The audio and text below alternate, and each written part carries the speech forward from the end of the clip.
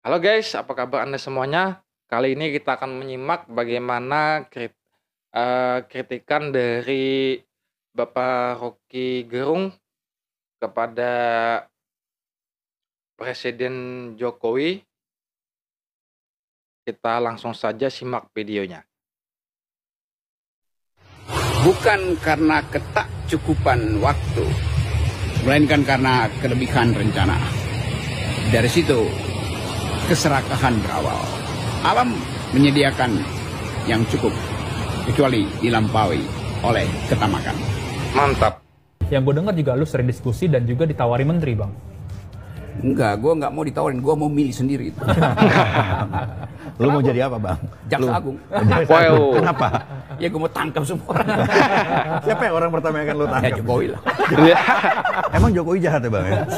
Bahkan seluruh kejahatan Jokowi itu tidak sebanding dengan seluruh kejahatan yang pernah dibuat di era reformasi itu. Wow. Karena Jokowi adalah puncak dari kejahatan. Gue ucap itu secara serius ya.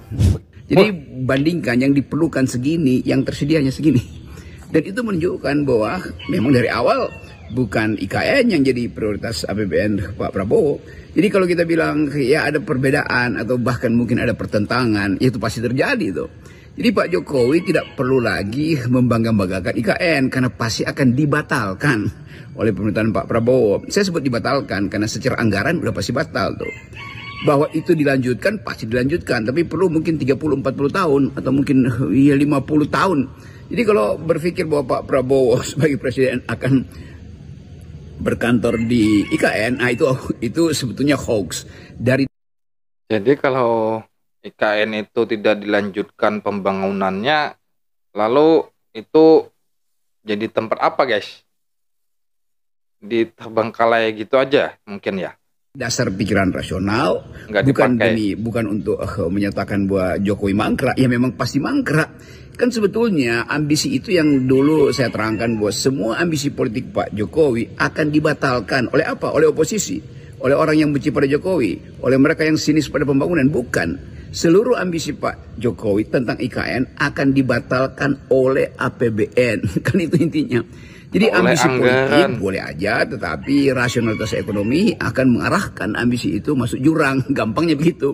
Jadi sekali lagi tidak ada upaya kita untuk mengolok-olok atau berupaya menjerumuskan Pak Jokowi, bukan. Kesalahan Jokowi adalah ambisi dia itu tidak ada rasionalitasnya. Ambisi dia itu datang karena bisikan dukun, bukan karena bisikan para ekonom. Nah, para ekonom ini yang kemudian membenarkan bisikan dukun. Jadi Sri Mulyani membenarkan, Bappenas membenarkan, PUPR membenarkan segala macam. Tapi kita tahu bahwa di ujung sesuatu yang irasional pas yang terjadi adalah katastrofi. Katastrofi itu artinya kekacauan atau kehancuran. Itu poinnya. Akhirnya ini pernyataan dan prediksi Anda tentang IKN itu mendapat konfirmasi ya secara tidak langsung dengan alokasi anggaran untuk IKN hanya sebesar itu ya Bung Rocky. 1 triliun pun nggak sampai, hanya ratusan miliar saja. Iya, setiap kali kita mendengar bahwa ada investor masuk, dulu Bahlil bilang 1.200 triliun udah siap-siap. Pak Jokowi bilang udah ada seratusan investor masuk ke Indonesia. Lalu saya bilang itu semua hoax, itu semua omong kosong. Orang yang menipu dengan kalkulasi itu namanya bajingan pintar. Tapi pada waktu itu memang bukan emosi saya. Saya menerangkan itu dengan kapasitas akademis, menghitung semua potensi, membaca semua data. Lalu saya dilaporkan sebagai menghina presiden. Kan akhirnya sekarang orang mengatakan, ya Rocky Gerung betul, bukan saya yang betul, rasionalitas yang betul. Itu intinya. Jadi bagian-bagian yang bisa dihitung sebetulnya bisa diucapkan dalam bentuk sidisisme. Tapi waktu itu saya disebut sebagai kurang ajar atau tidak sopan. Lalu buat apa bersopan-sopan tentang data? Buat apa bersopan-sopan tentang kebijakan publik? Kan nggak mungkin saya bilang, wah itu Presiden Jokowi berhasil dan nanti kita lihat semester depan. Memang dari awal saya tahu itu nggak akan berhasil. Jadi semua menteri yang mendorong-dorong supaya Presiden Jokowi punya ambisi juga harus bertanggung jawab karena mereka Prediksi dari Pak Rocky Gerung ini kebanyakan betul guys. mereka juga kaum ekonomi ini kan juga ngerti tentang keadaan. Itu yang sebuah buku mengatakan economics doesn't lie, economist does itu. ilmu ekonomi tidak akan berbohong, tapi para ekonom berbohong kan. Itu Walaupun banyak istilah-istilah kata yang tidak saya pahami, tapi saya mencoba untuk mempelajarinya. satirnya begitu. Dan sekarang mulai terbaca bahwa bukan sekedar satirnya yang bekerja, tetapi kekalutan di dalam penganggaran tuh. Jadi Mbak Puan benar bahwa memang akhirnya Jokowi minta 1 tangki air yang tersedia cuma sebotol aqua. Jadi sebetulnya dasar-dasar pikiran rasional itu sudah dari awal kita bisa duga dan diduga dengan cara metodologis. Jadi indef segala macam, ada hitungan-hitungan dari UI juga, dari macam-macam itu menunjukkan bahwa memang keadaan kita tidak memungkinkan untuk melayani ambisi Jokowi pada saat itu, juga pada saat ini. Dan Pak Prabowo tentu akan sangat rasional untuk memutuskan bahwa ya mesti ditinggalkan seluruh ambisi Jokowi. Ambisi siapa ya? Ambisi Gibran, ambisi Kaisang. Nah pada saat ini justru semua ambisi itu yang sedang diperlihatkan. Ambisi apa? Ambisi kemewahan, ambisi untuk memamerkan kekayaan. Jadi semua hal yang kita udah pelajari, ya kita tunggu aja apa keputusan DPR nanti bersama dengan Presiden baru. Apakah meneruskan IKN atau membatalkan atau mencicil sampai 100 tahun. Jadi sesungguhnya soal masa depan IKN ini, ya, soal Prabowo pasti akan mengambil kebijakan yang berbeda dengan Pak Jokowi, itu kan akhirnya terbukti ya, bukan sekedar mengolok-olok gitu, apalagi dengan maksud memecah belah Pak Jokowi dengan Pak Prabowo. Iya, jadi kalau ada wacana yang mengolok-olok IKN, itu bukan mengolok-olok, itu artinya ada kalkulasi. Kalau ada wacana untuk mengatakan bahwa pasti Prabowo tidak akan meneruskan IKN sesuai keinginan Jokowi, itu bukan memecah belah, itu pasti terjadi. Jadi semua hal yang ritmenya bisa kita hitung secara rasional, kita akan tahu di mana ritme itu berhenti lalu diganti oleh komposisi baru, oleh harmoni baru, oleh tangga nada baru, oleh kunci yang baru. Jadi kunci pada Pak Prabowo tentu beda dengan kunci yang dipakai oleh Pak Jokowi.